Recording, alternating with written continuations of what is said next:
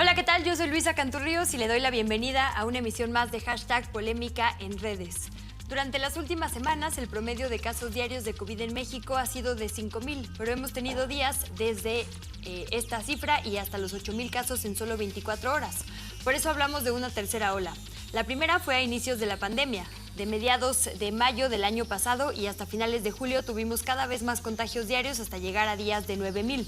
La segunda ola comenzó a principios de diciembre y la tendencia de casos siguió a la alza hasta finales de enero. El peor día fue el 10 de ese mes con casi 21,000 nuevos casos en solo 24 horas. Sin embargo, esta nueva ola se ha diferenciado porque las muertes no crecen a la par de los contagios. La vacunación ayuda, pero no lo es todo. Es esta nuestra polémica de hoy. Para analizarla, agradecemos mucho la presencia de la otra mitad de la conducción de este programa, como siempre, Ixchel Cisneros Soltero. Bienvenida a tus redes, Ixchel. Muy bien, muchas gracias por esta bonita presentación. Me encuentran en @chelagüera y estoy también en Facebook como Ixchel L. Cisneros. Recuerden que en TikTok solamente soy boyerista, pero también por ahí nos podemos ver y platicar. También tenemos a un viejo conocido, el doctor Olivo Iglesias Guzmán. Bienvenido. Muy buenas, lo que sea que nos estén viendo, tardes, mañanas, noches. Olivo, ¿cómo estás? ¿Qué tal? Buenas noches. ¿Todo bien por aquí? Mis redes siguen siendo solo el Facebook, Olivo Iglesias. Olivo, ya necesitamos Twitter. Pero no. Es que, híjole, no, me da miedo, la verdad es que me da miedo. Haces bien. ¿Por qué? Está bueno. Me sigo manteniendo de boyerista.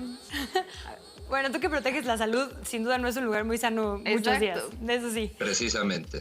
Hay que predicar con el ejemplo. Tenemos también al doctor e investigador Omar Bello. Omar, ¿tú sí tienes alguna red social que compartirnos? Sí, de hecho pueden seguirme en Twitter, ahí está Omar Bello MD, con muchísimo gusto. Muchísimas gracias. Pues antes de entrarle de lleno a la polémica, le recuerdo a nuestra audiencia que puede participar en nuestra encuesta de Twitter. La pregunta es la siguiente: ¿cuál consideras que es la principal causa del aumento de contagios del nuevo coronavirus en nuestro país? Y las opciones son A, relajamiento de medidas, B, tasa de vacunación baja, C, nuevas cepas o D, no lo sé. Le invitamos a que comente en @canal14mx con el hashtag de nuestra polémica del día, que es tercera ola. Si te parece, Ixchel, comenzamos con las opiniones profesionales. Totalmente. No sé si coinciden con nuestra presentación a esta emisión. Efectivamente vemos un alza en los contagios que se pueden notar con los nuevos casos, los casos en 24 horas, que son cada vez más, cada vez días de mayor número de casos. Omar, pero las muertes no son las mismas de lo que tuvimos en las dos olas pasadas. De hecho, si comparamos la primera ola y la tercera, estamos más o menos en los mismos casos diarios, pero las muertes sin duda se ven diferentes. Y bueno, nada que ver con la segunda ola. ¿Cuál es tu apreciación, Omar?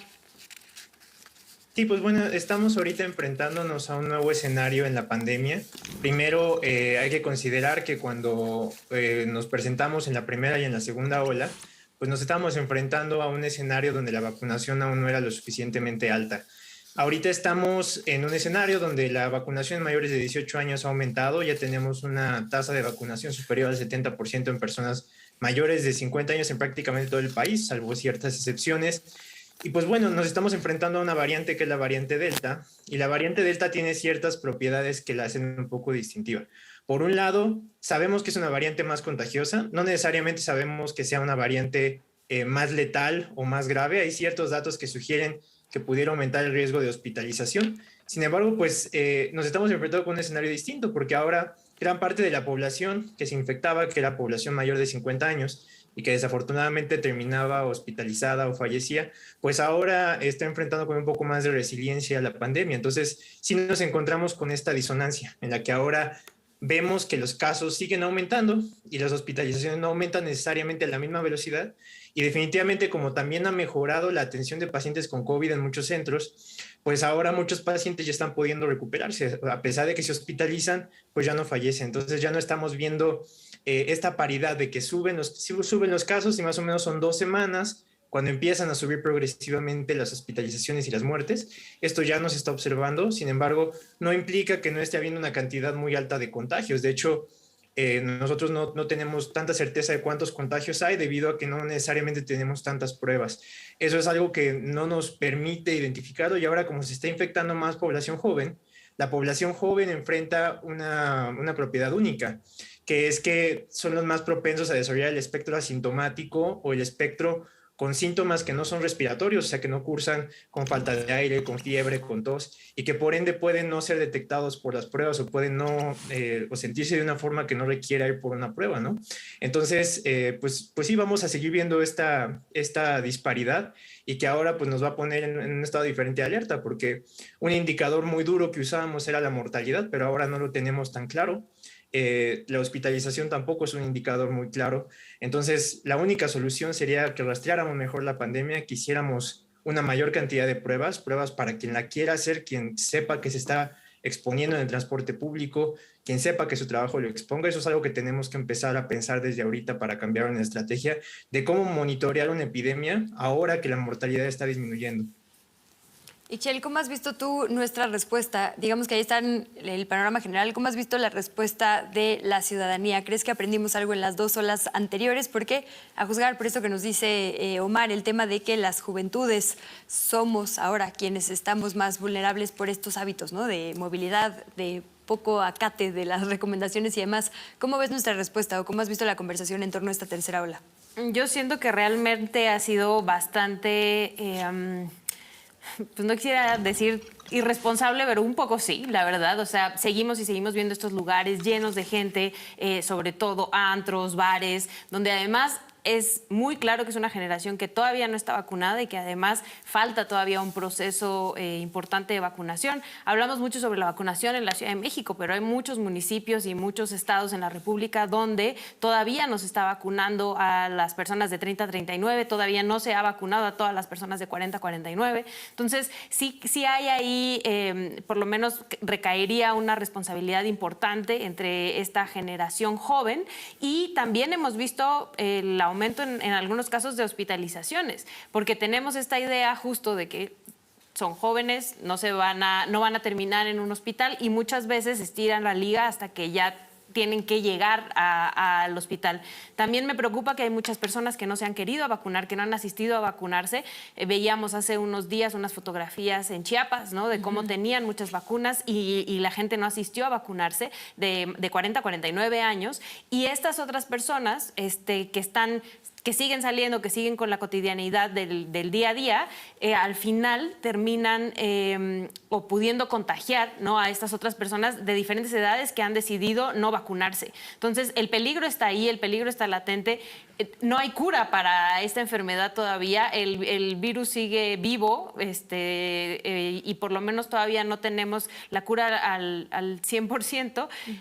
Tenemos que seguir cuidándonos, ¿no? O sea, y creo que esa es la parte irresponsable. Ya ves las imágenes aquí en la Ciudad de México, no solo de los antros, de los bares del centro histórico, y la gente ya sin cubrebocas, ¿no? O espacios turísticos como Cancún, como Los Cabos, donde no solo mexicanos, sino incluso muchas personas de otros países han venido, sí, pues a desahogarse un poco del encierro de la pandemia, pero esto trae consecuencias, ¿no? Y estos son justo los estados que han aumentado muchísimo en los contagios, y que está el caso, por ejemplo, de estos estudiantes de Puebla que se fueron, ¿no?, en una generación, un viaje de generación a Cancún, y regresaron 20 de ellos contagiados y contagiadas, lo cual, insisto, no es que el contagio quede ahí. Todas esas personas llevaron ese virus ahora al estado de Puebla y contagiaron a muchas otras personas allá.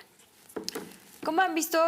Digo, bueno, quisiera como ahondar en 2 de los temas que mencionabas, Ixchel. El primero, y para ello quisiera que viéramos un tuit de El País. El tema también justo de esta responsabilidad de las personas que viajan internacionalmente y también de los requerimientos que tenemos como país.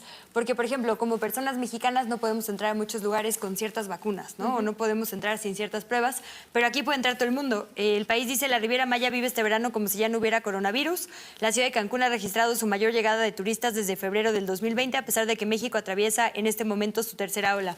Y no sé si ustedes tienen la misma percepción, pero yo vivo en una zona donde hay un museo muy famoso, y la verdad es que los turistas y las turistas no usan cubreboca, ¿no? Al revés, están todo el tiempo paseando como si nada, y me parece que no hay como mucho respeto, o no sé si no sienten la necesidad, digamos, de acatar las reglas nacionales. No sé si ahí también el esfuerzo de comunicación ha sido suficiente. Y quisiera sumarte otra pregunta, Omar, y para ello quisiera que viéramos el tuit de Cuitláhuac García, el gobernador de Veracruz, que dice: este sábado y domingo en el Estadio Luis Pirata Fuente, en el puerto de Veracruz, en coordinación con Protección Civil, hemos instalado un módulo de sanitización de 11 a 2 de la tarde para que puedan llevar sus vehículos a desinfectar. Entonces ahí sumo otra pregunta, hablando ya del esfuerzo de las autoridades, no solo de comunicación, sino de aprendizaje, porque me parece que esto de desinfectar superficies, de los tapetes, de un montón de medidas que al principio eran muy importantes, ahora ya no, según entiendo la comunidad científica, ya no son la prioridad y aún así los gobiernos están gastando en ellas o poniendo esfuerzos en cosas que quizá no son lo más efectivo. ¿Cómo ves tú la reacción, digamos, en estos dos ámbitos? Controlar las olas de turismo y, si no, controlar, darles la bienvenida, por supuesto, pero pidiéndoles que se acaten las medidas y las medidas también locales, ¿no? Como la de este gobernador. Pues hay dos formas de verlo. La primera es que no hay ningún problema con que definitivamente se deje entrar a turistas. Muchos países ya lo están haciendo, pero los protocolos de seguridad tienen que ser estrictos. Es decir, tenemos que establecer un protocolo en el cual se establezca, por ejemplo, si queremos recibir solamente a población vacunada, bajo qué criterios van a demostrar que ya están vacunados. Eso es algo que es importante que tengamos que establecer. La segunda es, si les vamos a pedir una prueba, tenemos que protocolizar qué prueba y desde cuándo queremos que esté disponible. Yo creo que es algo importante y ya estamos en un punto en la pandemia en la que no sería poco razonable pedir que los turistas que lleguen, sobre todo turistas extranjeros, lleguen con una prueba.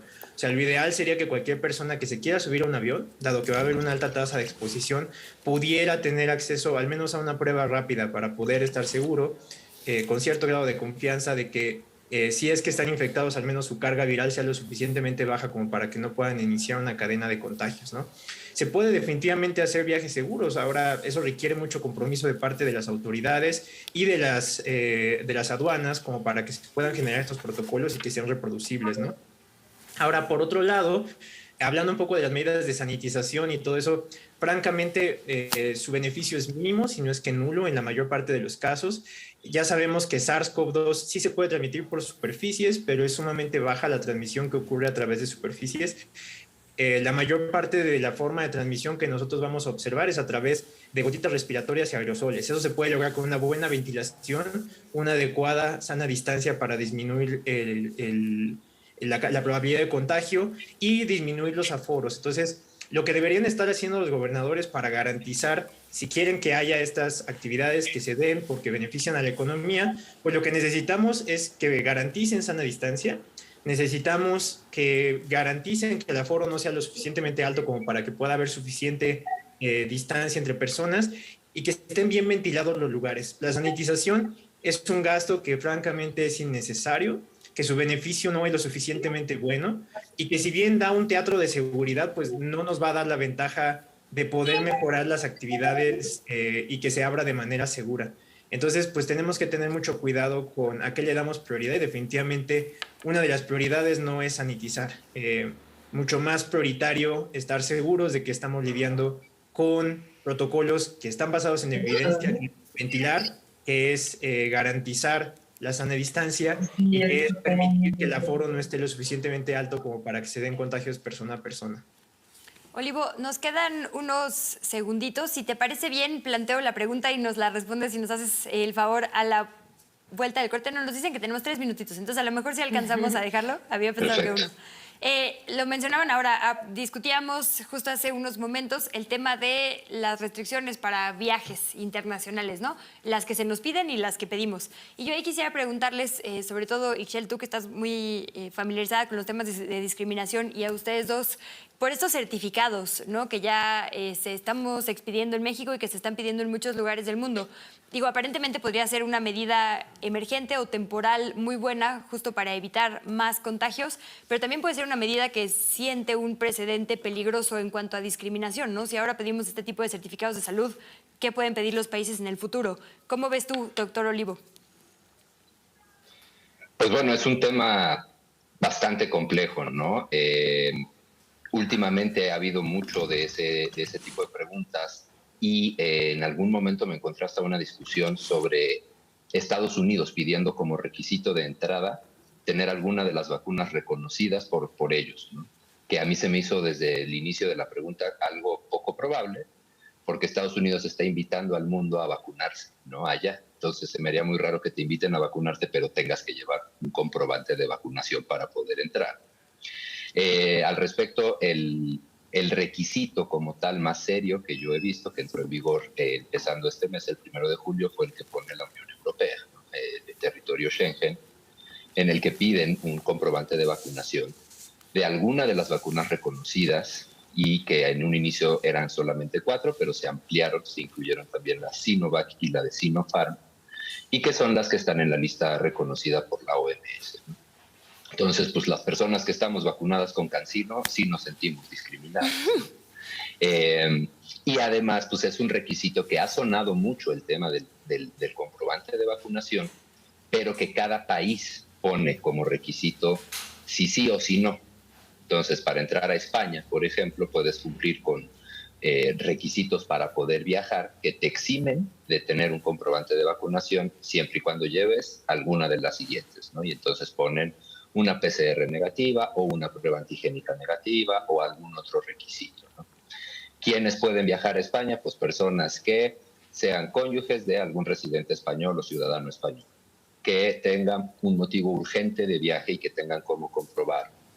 Personas que estén en tránsito, por ejemplo, ¿no? También eso es una cuestión bien curiosa de la cuestión migratoria, el tema de, bueno, yo voy a Rusia o no voy a Turquía, pero voy a pasar por Madrid. Entonces, ¿qué onda con el tema de los certificados de vacunación? Y ahí se hace un revoltijo porque cada país pone sus requisitos, ¿no? Entonces es un tema que sí se presta mucho a cuestión de discriminación. Porque nos va a entrar una pausa en cualquier momento, pero cerraste perfecto. Entonces, si les parece, regresamos con este tema. No se vaya, comente con nosotras, con nosotros, con el hashtag Polémica en Redes, hashtag Tercera Ola en @canal14mx. Volvemos.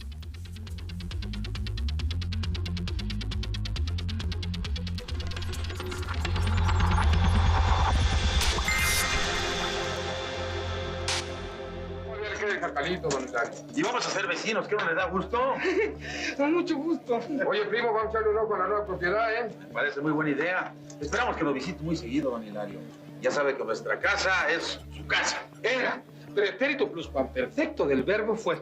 Cinema 14 presenta Matiné. Ahí vienen los Argumedo. Miércoles, 10 horas. Canal 14. Tus causas, tu canal. Ahora todas tenemos que ser una, como cuando éramos pequeñas.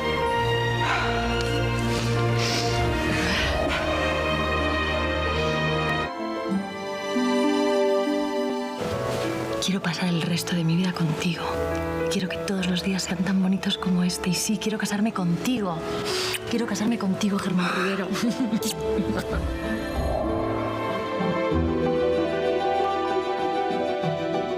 Hablaban de mí, ¿no? Pues aquí me tienen. Virgen Santísima. Madre, siéntese. Me estaban criticando, ¿verdad? Pues aquí estoy. La vergüenza de la familia Silva y la vergüenza de los Loigorri. ¿Cómo puedes tener tan poca vergüenza? ¿Y a ti cómo se te ocurre no invitarme a un evento tan importante como este? No te considero mi hermana. 6 hermanas. Lunes a viernes, 14 horas. Canal 14. Tus causas, tu canal. Como televidente tienes derechos y cuentas con tu Defensoría de Audiencias. Tú y yo tenemos derecho a recibir contenidos plurales y veraces. También a ver programas que fomenten integración familiar, valores artísticos y culturales, que propicien la igualdad y divulgación de la ciencia. Exige que en estos no haya discriminación y censura y que respeten los derechos humanos y equidad de género. Si lo anterior no se respeta, exprésalo. Es tu derecho. Conoce tus derechos como televidente. Defensoría de Audiencias, tu espacio de diálogo con la televisión.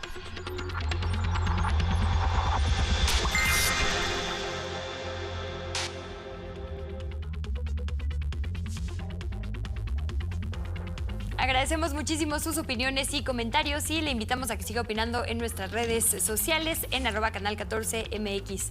Y Chel, si te parece, les seguimos entrando a este tema, el de los certificados en esta nueva ola, digo, en México y en el mundo, ¿no? Ahora esto podría ser una solución, digamos un parche al problema de contagios, pero en el futuro podría ser un mal precedente. Sí, totalmente. Creo que incluso no tendría que irme hasta el futuro. Actualmente es un mal precedente. Por ejemplo, ahora que fueron nuestras compañeras y compañeros zapatistas a España, justamente veremos si les dejaban entrar justamente porque no tenían las vacunas. Y esto ya hace que haya un grupo de personas que no tiene acceso en principio a las vacunas ni tampoco a hacerse una prueba de PCR, pero sí tiene una necesidad de este viaje, ¿no? Que era en el caso de las comunidades zapatistas, que no pueden demostrar que no tienen COVID-19 y pudieran haberle cerrado la puerta, que también puede haber sido un pretexto para cerrarles la puerta por la parte política, ¿no? Que creo que es por ahí por donde podríamos agarrarlo en un futuro, que como bien dices, esto podría no terminar ahora y después ya pedirnos pruebas de salud a las personas migrantes que normalmente no quieren en estos países, en estos grandes países, ¿no? A diferencia de Estados Unidos, que como bien dice Olivo, está invitando abiertamente a que la gente se vacune, también porque esto para ellos les representa un importante ingreso económico en la parte turística. Tampoco es que las y los estadounidenses, sobre todo el gobierno estadounidense y de los estados que empezaron, ¿no? En principio eran Texas, Arizona y ahora ya empezaron muchos más estados a invitar a que fueran las y los migrantes a vacunarse, bueno, migrantes con papeles, a vacunarse a Estados Unidos, porque para ellos les representa económicamente el reactivar, ¿no? Y además tenían muchas vacunas, lo cual también es contradictorio cuando hay muchísimos países en el mundo que no tienen vacunas, ¿no? Entonces, que hay mucha población que pudiera estar utilizando esas vacunas sin necesidad de invertir y viajar a Estados Unidos. Y esto ya per se es una discriminación. ¿Por qué? Porque no todas las personas tienen los recursos económicos para poderse ir a vacunar a un país como lo es Estados Unidos. Claro. Aprovechando que ya tenemos a Olivo, Omar, quisiera ver si podemos ahondar en dos temas que ponía sobre la mesa de discusión al principio del programa. El tema de la información disponible, ¿no? Esto de que los datos quizá no son muy certeros entre que la gente joven no se siente tan mal como para hacerse una prueba y demás.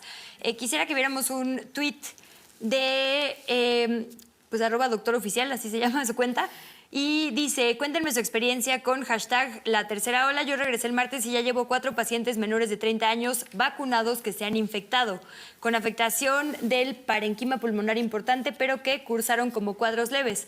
Queda claro que las vacunas salvan vidas, pero el tema es 4 pacientes menores de 30 infectados, ¿no? Un grupo que parecería no ser uno vulnerable, teniendo algunas afectaciones, afortunadamente menores, pero ahí están. Entre más avanza la pandemia, más sabemos que quizá los datos generales, digamos estas como verdades que se decían por los promedios mundiales, no aplican a México. En México nuestra población joven también tiene muchas comorbilidades que quizá en otros países no. Entonces a lo mejor la data internacional, digamos, en los promedios de Estados Unidos o de Europa no nos aplica necesariamente. ¿Qué hemos aprendido sobre este tema? Es decir, hay algunos cambios en las estrategias que deberíamos estar considerando en México rumbo a esta tercera ola, entendiendo ya que nuestro país es su propia realidad y toda la información que ya tenemos. Y si les parece bien, les sumo otra polémica también. Oliva, ahora que hablábamos de la vacunación disponible y que Ixchel hablaba justo de estas poblaciones migrantes, hay muchos países donde mucha población está vacunada y muchos países donde prácticamente nadie. Hay ciertos llamados de organizaciones internacionales diciendo: si ustedes ya están vacunando a la población menor de edad, ¿no? O menor de 18 años, mejor manden esas vacunas a los países donde la población médica, de enfermería, de intendencia no ha sido vacunada, ¿no? ¿Cuál es también su pensamiento, su opinión sobre estos temas? Si quieres, Omar, empezamos. Pues bien, ahí... perdón. Si quieren adelante. empezamos con Yo iba Omar. por orden, pero quien quiera. No, está bien, mejor que se hable de discusión. Está bien, perfecto. Con Omar está perfecto. Muy bien. Sí, pues es una pregunta un poco complicada porque realmente nosotros nos dimos cuenta que había casos asintomáticos y casos sin síntomas respiratorios de COVID-19 casi desde junio del año pasado. O sea, llevamos un año sabiendo que la estrategia de pruebas basada en síntomas no es la mejor estrategia para rastrear casos, que nosotros no debemos de usar solamente a las personas que no tienen síntomas, ni solamente el triage con síntomas respiratorios, o sea, que tengan falta de aire, que tengan tos, que tengan fiebre, como los criterios para hacer una prueba, ¿no? Y entonces estamos perdiendo muchos casos precisamente porque el espectro de COVID es sumamente amplio. Y como el espectro de COVID es sumamente amplio, pues nosotros a veces no detectamos estos casos, ¿no? Y sobre todo los casos asintomáticos son más frecuentes en personas jóvenes. Entonces, una persona que a lo mejor no presentó ni un solo síntoma, pues no necesariamente se va a ir a hacer la prueba, ¿no? Y pudiera estar contagiando. De hecho, ya se ha demostrado que hasta el 70% de la transmisión pudiera estar siendo ocasionada por personas que no tienen síntomas. Entonces, ¿qué sería lo ideal? Pues estamos en una apertura económica, eso es indispensable para que funcione la sociedad, para que el impacto no esté tan marcado en nuestra economía, ¿no? Pues lo que se puede hacer es aumentar la disponibilidad de la prueba para que las personas que se están exponiendo, que sepan que todo el tiempo van a estar en transporte público, que tienen que estar saliendo, que trabajan con personas, se pudieran hacer pruebas hasta semanales para que puedan tener un mejor control de este tipo de situaciones, ¿no? Es algo que desafortunadamente no se ha cambiado, que es algo que se tuvo que cambiar desde el año pasado para tener un mejor control, y que lo que se ha visto es que las pruebas no resuelven todo el problema. O sea, necesitamos identificar los focos rojos, dónde están surgiendo los casos, hacer rastreos de casos, aislarlos oportunamente y desde luego darles apoyo para que las personas que no se puedan aislar, porque eso es algo que es muy difícil. No es que nada más les digamos, oye, aíslate, y si es una persona que vive al día y puede perder su trabajo, o que no necesariamente, o que trabaja en informalidad y que no tiene una red de apoyo para poder aislarse. Todo eso se tendría que hacer, ¿no? Sobre todo ahorita que vamos a lidiar con población económicamente activa. Si lo que genuinamente queremos es parar los contagios, se les debe de dar facilidades a las personas para que se puedan aislar. Y entonces, esas son situaciones que tenemos que trabajar y que ahorita, sobre todo porque no vamos a acabar mañana de vacunar a las personas menores de 30 años, pues tenemos que empezar a planear más allá, aumentar las pruebas, sobre todo si vamos a empezar a abrir escuelas, si vamos a abrir estadios. ¿Por qué no poner un stand de pruebas afuera del estadio? A lo mejor no previenes que haya contagios dentro, pero puedes identificar algunos y prevenir algunos a posteriori. O sea, se tiene que pensar más allá y aprovechar si vas a dar algunos eventos masivos que deberías evitar, lo que ya estás haciendo, pues por lo menos trata de sacarle provecho, ¿no? Y es algo que pues desafortunadamente no se ha tomado la iniciativa de hacer y que hay muchas áreas de oportunidad para trabajarlo. Ahora sí, Olivo, es tu momento. También tomando en cuenta qué tipos de pruebas se están haciendo, ¿no? Porque de repente la gente se confunde mucho y entonces, oiga, que si me puede hacer una prueba de anticuerpos para saber si tengo COVID. Bueno, no es la mejor prueba la de anticuerpos para saber si tienes en estos momentos, ¿no? Que quiero hacerme una PCR. Entonces es bien importante identificar el contexto para hacer más eficiente el uso de las pruebas. Cada prueba tiene sus características, tiene sus sensibilidades y especificidades. Entonces, dependiendo del contexto, es muy importante aplicar las pruebas de manera consciente, ¿no? La utilidad de las pruebas no es iniciar un tratamiento, no es como que tener una prueba PCR positiva me esté indicando empezar oxígeno suplementario, ni empezar esteroides, ni ningún otro tipo de tratamientos. La utilidad es confirmar que la sintomatología se debe a, o que esa persona que tiene un riesgo exposicional tiene un contagio, y empezar los aislamientos, ¿no? Entonces, identifico a una persona con una prueba positiva y hago un cerco sanitario, investigo cuántas personas han tenido un contacto de riesgo con esta persona y a las más que se puedan, porque obviamente cuando alguien me dice, oiga, es que estuve en Pantitlán a las 7 de la tarde, pues va a estar imposible darle un rastreo a todas las personas que tengan o que cumplan con la definición de un contacto estrecho, ¿no? Pero sí podemos identificar, oye, ya tengo 5 pacientes con una prueba positiva que han estado usando el metro, ¿no? Entonces, ¿eso qué me quiere decir? ¿O eso qué riesgos me está implicando? El tema de las pruebas rápidas de antígenos tiene ahí el sesgo de los falsos negativos, ¿no? Y depende cómo se utilicen. Los CDC en Estados Unidos sugieren como un método, como una vía para control del contagio en espacios laborales, el uso de pruebas rápidas. Inclusive ya en otros países existen las pruebas de autoaplicación, que la persona se la hace en su casa, no tiene que acudir con un médico o alguna farmacia o algún laboratorio. Pero ¿qué tanto se tienen que hacer, ¿no? Y entonces uno ve los protocolos que sugieren aplicarse y si estás en un riesgo exposicional, por ejemplo, te sugieren hacerte una prueba a los 5 días, a los 7 días, a los 10 días, a los 12 días, y entonces pues una sola prueba no te dice mucho, ¿no? Oiga, doctor, es que estuve en contacto con una persona que dio positivo a COVID. me hice la prueba de antígenos y salí negativo. ¿Qué tengo que hacer? Estrictamente hablando, según protocolos de los CDC, por ejemplo, es aislarte todavía. No por tener una prueba negativa ya estás dado de alta del riesgo, ¿no? Inclusive es un riesgo muy alto el que tú presentas de seguir yendo a trabajar y justamente lo que comentaba Omar hace un momento, seguir transmitiendo y seguir propagando el virus, ¿no? Las pruebas tienen una mejor efectividad cuando las hacemos ya en un contexto sintomático, pero si tomamos en cuenta el riesgo de transmisión presintomática, porque muchos pacientes se consideran asintomáticos y al final de su cuadro clínico sí tuvieron síntomas, pero empezaron tarde o los identificamos tarde.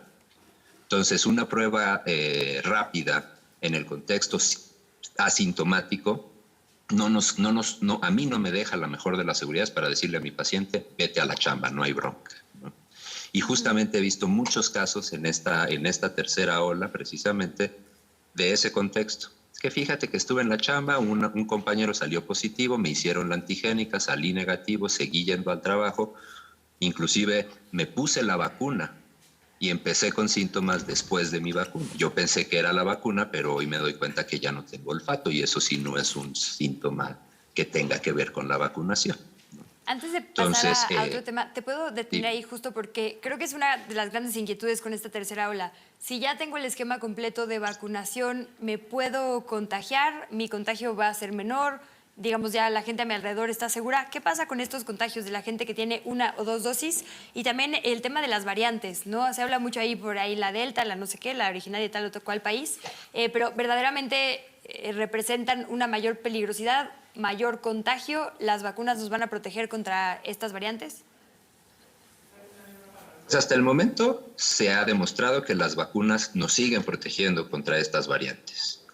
Acaba de publicar Science un estudio que ya tenía un preprint hace unas semanas de la nueva Epsilon, que esa hasta me hace sudar de las manitas, ¿no? Porque le han encontrado algunas mutaciones en la proteína S que la hacen tener más facilidad de eludir anticuerpos generados por infección previa y por vacunas que hasta el momento se menciona de ARN mensajero. Entonces van a seguir apareciendo variantes hasta lo que se ha visto las dosis completas, los esquemas completos de vacunación siguen protegiendo contra lo que nos interesa proteger, que es las formas graves de la enfermedad. Una persona con un esquema de vacunación completo sigue en riesgo de contagio, disminuye su riesgo de contagio, pero sigue en riesgo. Una persona con un esquema parcial de vacunación también tiene una disminución del riesgo, pero mucho menor que si tuviese el esquema completo. Entonces también esto es parte de este fenómeno que hemos visto. Países con tasas de vacunación más avanzadas que el nuestro, más avanzadas que Estados Unidos, han reportado que han tenido repunte de casos también que se puede asociar a la presencia de nuevas variantes, pero suceden fenómenos similares a lo que vivimos aquí. Sube el número de casos, pero no está subiendo el número de muertes ni de hospitalizaciones, ¿no? El doctor nos puede explicar con mucha mayor ciencia acerca de este tema, ¿no? De los esquemas de vacunación, protecciones y nuevas cepas, pero en general esa es la visión, ¿no? Sí nos protege, sí hay un menor riesgo, pero todos nos podemos contagiar. ¿Te parece si le cedemos los 3 minutitos que quedan de este bloque? Y fíjate que hay una pregunta en redes sociales de Neftalí Antonio Villa que también está interesante. Dice, ¿la tercera ola seguirá afectando a comunidades marginadas? Si quieres, Omar, también tomar esa respuesta. Déjame aprovechar el tren. Lucía Chaboya dice también, es muy interesante su propuesta de efectuar más pruebas. ¿Es caro hacer pruebas semanales? ¿Tienes alguna otra o ya le...? No, ya. Ahora sí. Sí, pues lo primero es que cuando nosotros nos estamos enfrentando a variantes, o sea, tenemos que entender que las variantes por sí solas no necesariamente implican que vayan a fallar las vacunas. O sea, por ejemplo, la Epsilon, la Delta, todas tienen mutaciones que pudieran evadir cierta respuesta inmunológica.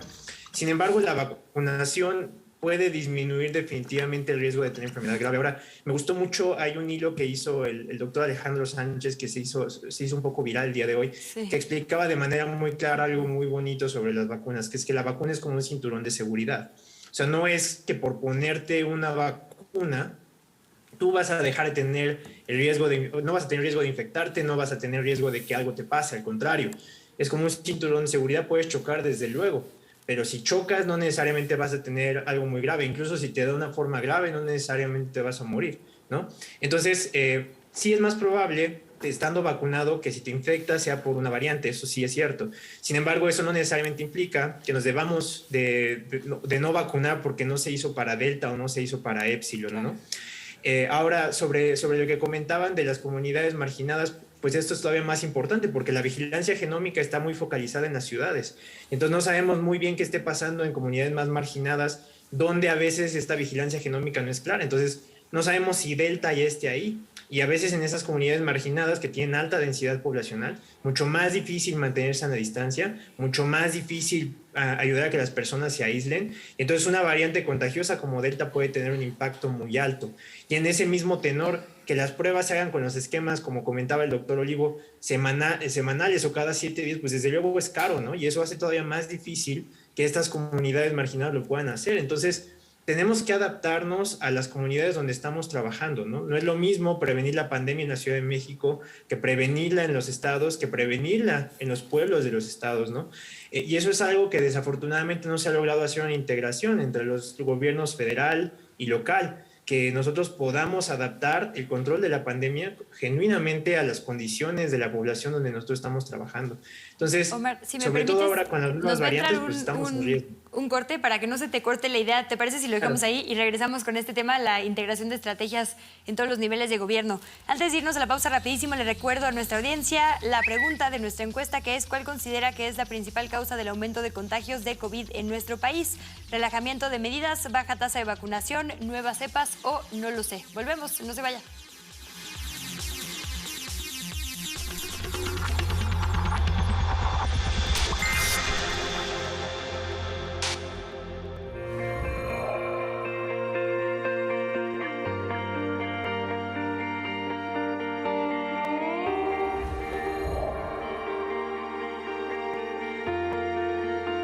Para mí como tal el zapato es el valor que tiene, o sea, lo que me ha dado a mí como para poder sobrevivir y lo que nos ha dado a la familia para poder vivir. Una zapatería, un negocio familiar, aquí encuentran la felicidad de los zapatos.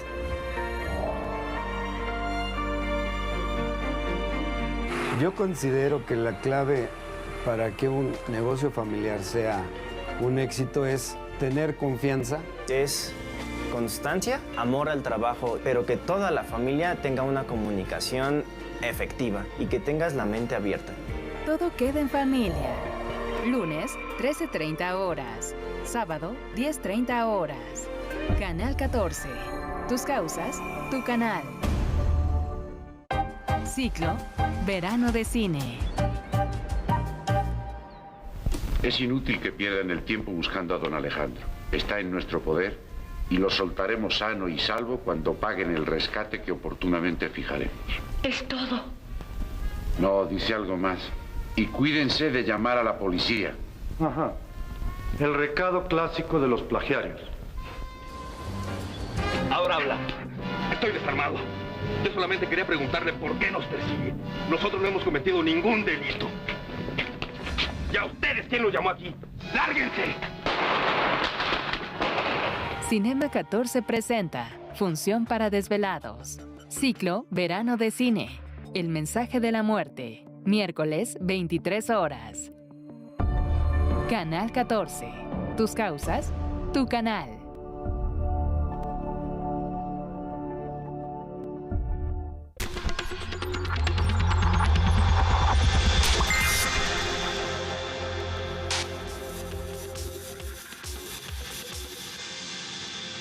Gracias por continuar en sintonía en la señal de Canal 14. Seguimos con el hashtag Tercera Ola y te regreso a la palabra, doctor Omar. Nos estabas hablando de lo importante que es que la estrategia se adapte a la localidad y no la localidad a la estrategia homologada, digamos, de forma federal.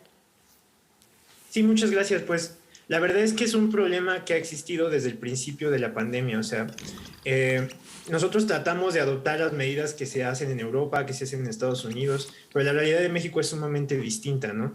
Aquí nosotros tuvimos que pensar que no es lo mismo que se le pida a una persona a lo mejor que vive en el centro de la Ciudad de México, que trabaja en una oficina, que sabemos que se puede aislar y quedarse en su casa, pues que si se infecta se vaya a su casa, ¿no? Y siga a lo mejor trabajando en home office, o que le den, como debería de ser, algunos días de descanso en lo que esté infectado, que a lo mejor a una persona que trabaja en el sur mismo de la Ciudad de México, en Milpalta, a lo mejor se dedica a la agricultura, y que perder un día de trabajo puede ser perder el sustento de ese día.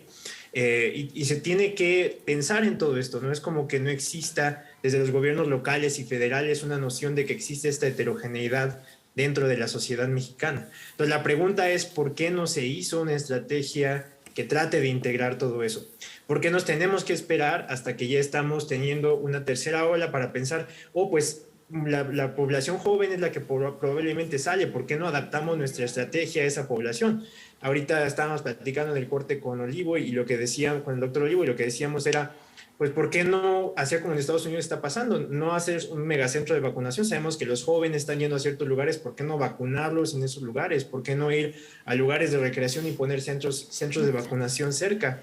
¿Por qué seguir una estrategia tan rígida que no se pueda adaptar a la realidad? Eso es algo que pues ha faltado mucho, y que desafortunadamente ha causado que estemos en un punto en el cual solamente estamos reaccionando, no estamos planeando. Entonces vemos una tercera ola y reaccionamos ante la tercera ola, pero no estamos planeando para una tercera ola. Sabíamos que podía ocurrir, sobre todo porque vimos en mayo a Delta coronavirus creciendo muchísimo en la India. Sabíamos que debido a que las fronteras no están cerradas, iba a llegar a México. Entonces una de las preguntas es, ¿por qué no estamos haciendo ese cambio? ¿Por qué estamos solamente reaccionando? ¿Por qué no estamos tomando las riendas de la situación, haciendo rastreo de contactos, haciendo muchas iniciativas que han sido muy buenas en la Ciudad de México y que no necesariamente se han seguido, por ejemplo, ¿no? Y pues sí, hace falta esa interlocución entre el gobierno federal y que es quien maneja los recursos y quienes ejecutan, que son los gobiernos locales, que desafortunadamente no se está viendo, y seguimos, por lo tanto, solamente reaccionando ante las cosas que van pasando. Michelle, yo sé que es tu momento de poner los memes sobre las reacciones de los cuarentones y treintones, y treintonas y cuarentonas, pero antes de llegar a las risas, porque todavía nos quedan unos minutos de seriedad, quisiera preguntarte por el tema de la infodemia y, por ejemplo, comentarios antivacunas y demás. Al principio, sobre todo en las primeras olas, que no teníamos claro, ¿no?, cuáles eran las fuentes confiables, no conocíamos bien a los doctores, y ahora estamos del otro lado, pero muy al principio se hablaba de la otra pandemia, que era la infodemia.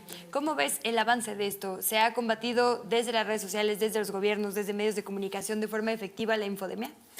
Yo creo que hace falta mucho camino, ¿no? Incluso desde la misma información del gobierno, porque además al no tener información, ¿no?, mucho más clara y concisa y no tener un plan, como decía el doctor Omar, surgen muchas más noticias falsas que es mucho más fácil que la población las consuma si está viendo que la realidad en efecto coincide un poco con esa noticia falsa que anda rondando por ahí, sobre todo en redes sociales. Y yo creo que también algunos medios de comunicación han sido bastante irresponsables en compartir información, sobre todo en la cuestión de la vacunación, y lo que ha asustado a mucha gente para no vacunarse. Y honestamente, sí, efectivamente, las vacunas no están lo suficientemente estudiadas, pero también la gente se está muriendo. Entonces, esta es nuestra única alternativa por el momento. Entonces, no podemos poner en disyuntiva ese tipo de temas. Y sí, siempre yo he estado por cuestionarle al Estado, y no solo al Estado mexicano, sino en general, ahora además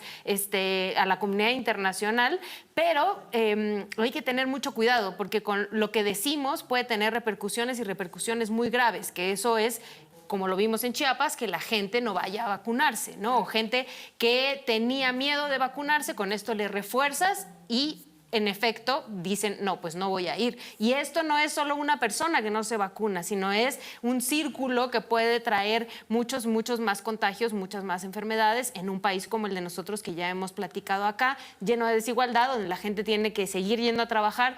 O sea, conozco casos personalmente, hay gente que honestamente dijo, sí, yo tuve COVID, pero no pude dejar de ir a trabajar, ¿no? Porque el dejar de ir a trabajar me significa dejar de comer. Entonces, esta estrategia no está funcionando y genera que haya mucha información falsa alrededor.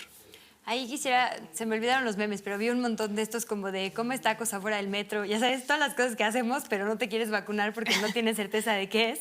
Y nada más ahí preguntarles, porque a mí, digo, por ahí lo leí alguna vez y lo retomo, no me acuerdo exactamente quién lo publicó, pero decía algo así como si fuera un complot, ¿no? Esto de la vacuna por alguna extraña razón, porque tampoco es que haya claridad, ¿no? Hay como muchas teorías sobre por qué no vacunarse, pero fuera del chip yo no he visto así ninguna de, claro, es por X razón. Pero tendrían que estar involucradas todas las universidades, todos los laboratorios, ¿no? Los gobiernos internacionalmente, exacto, digo, y ahí hablamos desde, ¿no?, quienes estudian en biología en nuestra UNAM hasta quienes están estudiando las cepas en las publicaciones científicas, es decir, tendría que ser un complot que básicamente involucre a todo el mundo, ¿no? Yo no me imagino la motivación para algo así. Entonces, ¿cómo desarticulamos esta información falsa? Es decir, ¿qué mensaje le podemos dar a nuestra audiencia el día de hoy para que se vayan completamente seguras y seguros sobre que esta es la estrategia correcta? Olivo, Pues, ¿te tocaba? Sí, ¿no? Por orden. Olivo, perdón. Digo quien quiera, yo. Pues bueno, algo bien importante es saber, ¿no? La vacunación es, y lo habíamos platicado aquí en alguna edición anterior, es lo que yo veo como principio de ver la luz al final del túnel, pero nos faltan kilómetros de túnel por recorrer. No es el fin de la pandemia, ¿no? De repente parte de la desinformación que circula es que las vacunas no están funcionando. ¿Por qué? Porque sigue habiendo contagios o porque siguen subiendo los contagios pese a que la vacunación va avanzando. Entonces, es importante saber que la vacunación no es suficiente para detener. Es una piedra angular para iniciar el camino hacia el fin de la pandemia y que es una de las estrategias clínicas epidemiológicas pues, que ha demostrado a lo largo de la historia ser más efectiva para la contención de enfermedades, ¿no? Hay enfermedades que se han controlado, que se han erradicado, lo pongo entre comillas porque es muy difícil hablar de erradicación, ¿no? Pero que se ha controlado su transmisión poblacional y su presencia y su incidencia y su prevalencia gracias a la vacunación, ¿no? Esta es la primera vez que tenemos vacunas que salen al mercado de manera tan rápida, que eso es un punto que mucha gente tiene inseguridad, es que salió muy rápido la vacuna. Pues bueno, también estamos en el siglo XXI. La última vez que hubo una pandemia de este estilo, de un virus nuevo, era 1918 y no sabíamos ni qué era el ADN. Ahorita tenemos máquinas que en 24 horas secuencian, ¿no? Y que justo tenemos que usarlas y usarlas más y usarlas en donde se requieren. Y que sabemos pues, toda la secuenciación genómica de un virus en cuestión de días, ¿no?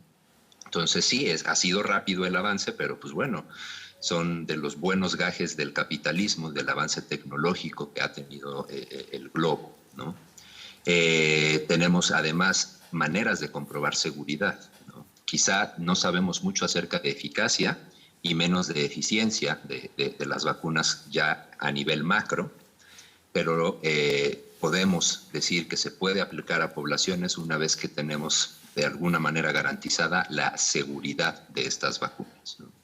Entonces, en el camino andamos y los estudios han demostrado realmente que las vacunas sí funcionan y no es suficiente la vacunación como va hasta el momento para detener la pandemia, pero con lo poco mucho que se ha avanzado, se ha demostrado que ha disminuido la mortalidad, que ha disminuido las muertes provocadas por el virus, no los contagios, que no es el fin de la vacunación, no es su propósito, pero sí de enfermarte de forma grave o de morir en caso de enfermarte de manera grave. Entonces, a ver si podemos ver justo ahora que lo mencionas un tuit de Rafael Prieto, Curiel, que dice, ¿por qué sí vacunarnos? Así se ven los contagios arriba, son dos gráficas, la parte de arriba son los contagios y la parte de abajo son los fallecimientos de cada día. Aunque hay una tercera ola de contagios, dice, son casi 30,000 casos nuevos cada día, los fallecimientos son menos de 20 cada día, ¿no? Y ahí vemos, digo, él está haciendo el análisis de Reino Unido, donde se empezó a ver esta ola, pero ahí vemos claramente, ¿no? Primero, muy mortal, en la primera ola, con no tantos casos, porque evidentemente no se había exponenciado la transmisión del SARS-CoV-2. La segunda ola, prácticamente parejo, los contagios y las muertes. Y ahora otra vez se ve muy clara la tercera ola, pero las muertes no han aumentado, que es lo que decías, ¿no, doctor? Y también así hay gráficas de Chile, hay gráficas de Estados Unidos, ¿no? Que justo los países de Israel que han caminado más rumbo a la vacunación. Doctor Omar, ahora que decía el Olivo, en el camino andamos, justo creo que el camino quizá no ha sido tan bien difundido o tan claro y por eso también el miedo a ciertas vacunas, ¿no? No tenemos muy clara, digamos, las fases clínicas contra lo que es una aprobación sanitaria, ¿no? De repente ahí todo este pues enmarañado de información ha causado también, digo, en los medios de comunicación y en muchos lugares, que se generen noticias falsas que terminan estigmatizando a ciertas vacunas, ¿no? También ahí preguntarte, la seguridad, digamos, de las vacunas que nos están poniendo es porque ya pasó los filtros, ¿cómo sabemos dónde buscar? ¿Se ha transparentado lo suficiente? Es decir, este camino lo tendríamos que haber aprendido ya, ¿no? En esta tercera ola. Pues nos estamos enfrentando primero, antes que nada, a un escenario sin precedentes. Justo como comentaba Olivo, nunca habíamos tenido una vacuna que se hiciera tan rápido. Esto no quiere decir que no se hizo bien, simplemente que fue un virus que se secuenció muy rápidamente, que hubo tecnología que permitió que las vacunas se desarrollaran con mayor rapidez, pero precisamente porque estábamos lidiando con un virus sumamente contagioso, la vacunación se tenía que hacer rápido. Entonces, se tuvieron que establecer protocolos para algo que se llama aprobación de emergencia. Entonces, una vacuna generalmente requiere muchas fases de evaluación. Tiene una fase donde se prueba generalmente en modelos animales, que se llama fase preclínica. Ahí se determina que la vacuna funcione bien cuando se aplica en seres vivos. Después se tiene una fase 1, que es donde nosotros lo que evaluamos es que la vacuna se asegura que no tenga efectos adversos letales y que se establezca una dosis que permita generar una respuesta inmunológica. Luego se tiene una fase 2, que es donde ya se empieza a probar en ciertas poblaciones especiales, donde nosotros ya podemos identificar que tiene cierta eficacia y que nosotros podemos ir avanzando dentro de la evaluación. Y después viene la fase 3, que es la que ya nos va a permitir determinar la efectividad. Ahora, dentro de la fase 3, generalmente se establece un análisis intermedio. Entonces, los estudios de Pfizer, los estudios de Moderna, los estudios de Sputnik, los estudios de Sinovac, todos estos estudios, algunos ya han concluido, algunos siguen en curso. Entonces, lo que se hizo es que con los resultados del análisis intermedio, esto se manda a la agencia regulatoria, y la agencia regulatoria lo que libera es una aprobación de emergencia. Esta aprobación de emergencia es para que se empiece a usar, no que se empiece a comercializar, pero sí que se empiece a usar para que nosotros podamos acelerar la vacunación. Entonces, para que la vacuna llegue al punto en que ya se le esté aplicando a la población, ya tuvo que pasar por fase preclínica, por fase 1, por fase 2 y por la mayor parte de la fase 3. Y ahora estamos aplicando las vacunas a una escala global tan grande que si genuinamente no fueran seguras y no fueran útiles, ya nos habremos dado cuenta. Así fue como se identificaron algunos efectos adversos que ya se ha identificado para AstraZeneca, para Johnson & Johnson, para Pfizer. Debido a que se está aplicando tan masivamente, los efectos adversos raros pues se pueden identificar en estas fases, ¿no? Ahora, nosotros tenemos que esperar más o menos un año para poder hablar de una fase 4, que es farmacovigilancia, que es cuando ya sale el biológico y se prueba. Entonces, en realidad, nosotros tenemos certeza de que cuando se está aplicando a la población, la vacuna ya es lo suficientemente segura para aplicarse. La efectividad, desde luego, puede variar porque los ensayos clínicos tienen una población muy seleccionada. Entonces, ya que se aplica en el mundo real, puede comportarse un poco distinto y por eso es muy importante que se hagan evaluaciones de mundo real. Sin embargo, si una vacuna ya se está aplicando, o sea, pensando en que a lo mejor fuera una conspiración, como comentas, la verdad es que sería una conspiración sumamente cara y muy complicada para que llegara a ponerse ahí. Entonces, si ya se está aplicando en la población, ya es una vacuna segura. Desde luego, algunos tienen un ejercicio de transparencia que podría mejorar. Por ejemplo, yo me apliqué CanSino. CanSino desafortunadamente no ha liberado sus estudios de fase 3 y es algo que a muchos que nos lo aplicamos nos pone inseguros, que es algo que las empresas los gobiernos deben exigírselos a las empresas y las empresas deben rendir cuentas para que estos estudios se publiquen. Esto no quiere decir que la vacuna no funcione, simplemente que los datos aún no nos quedan 100% claros de si funcionan, hasta qué medida funcionan y qué también funcionan. Sin embargo, para la mayor parte de las vacunas que ya están aprobadas, los estudios ahí están, se pueden corroborar los resultados y se puede ver que en realidad funcionan para lo que dicen que funcionan y pues nada más lo que faltará ver es si ya que se aplica en el mundo real, efectivamente lo que se vio en el ensayo clínico más controlado se reproduce en la población. Pero de que son seguras y efectivas, de eso podemos estar seguros. Tienes 30 segundos para tus memes. No, es muy poquito. 45.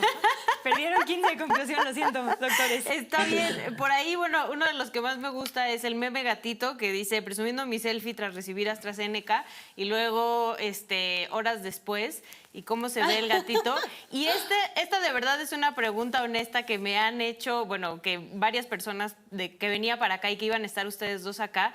¿Hay algún estudio de que esta vacuna, específicamente la AstraZeneca, le haya pegado más a la gente de 30 y 40 años? Porque a lo mejor, no sé si mi círculo cerrado, sí se ha visto muy afectado, tanto hombres como mujeres, pero más hombres, la verdad. Pero esa misma vacuna se la pusieron a mi mamá y a mi abuelita, y no se sentía así como Perseo acá en el estudio, que se ve que se la pasaron mal. Igual por ahí tenemos muchos otros memes que pueden irnos poniendo, pero es justo de eso, de que hay muchos comentarios sobre la AstraZeneca y de cómo a esta generación de 30 a 39 y en algunos casos los 40 menos, ¿no? Los 40, 41, 42, les pegó muy duro. ¿Hay algún estudio al respecto? Sí, de hecho, por favor. Algo que salió recientemente fue que no importa si no te dan síntomas, no quiere decir que la vacuna no funcionó. Pues eso es algo muy importante. No porque no les haya dado una reacción fuerte, quiere decir que la vacuna no haya funcionado. La reacción que se tiene, bueno, primero AstraZeneca es un vector modificado de adenovirus de chimpancé y que pues va a ocasionar respuestas muy heterogéneas. Depende enteramente del sistema inmunológico de la persona. Algunos pueden no tener ninguna respuesta y aún así generar una producción de anticuerpos de células T bastante robustas, y algunos pueden tener una respuesta muy exagerada y generar la misma cantidad de anticuerpos. Entonces no correlación. Que tengan una respuesta fisiológica de ciertas características no indica ni que haya funcionado mejor ni que sea diferente, sino que es simplemente como respondemos. Es como cuando nos da una gripa. Hay quien le da una gripa y lo tira completamente, hay quien le da una gripa y se siente sumamente tranquilo, ¿no? Esa heterogeneidad en la forma en que respondemos es lo mismo con las vacunas. Y no hay nada de que preocuparse. Si alguien no le dio síntomas, no quiere decir que no funcionó. Si alguien le dio muy fuerte, no quiere decir que funcionó mejor. Muy amable con los treintañeros, treintañeras y cuarentas. Así que gracias, doctores. Tenemos que ir a los resultados de nuestra encuesta, pero dejamos la propuesta de hacer tercera ola .2, porque claramente quedó mucha conversación pendiente y bueno, Ixchel tiene como 10 memes que se guardó, entonces ahí los apuntamos para la siguiente. ¿Cuál considera que es la principal causa del aumento de contagios del coronavirus en nuestro país? Y la ganadora absoluta es la opción A, relajamiento de medidas, con el 77% de las respuestas. Baja tasa de vacunación, únicamente 13% de los votos. Nuevas cepas, 9%. Y no lo sé, 1%. Gracias, Ixchel. Gracias al doctor Omar y al doctor Olivo. Gracias a nuestra audiencia. Y nos encontramos, gracias también, por supuesto, a toda la producción que participa en este programa. Y nos encontramos en la próxima Polémica en Redes.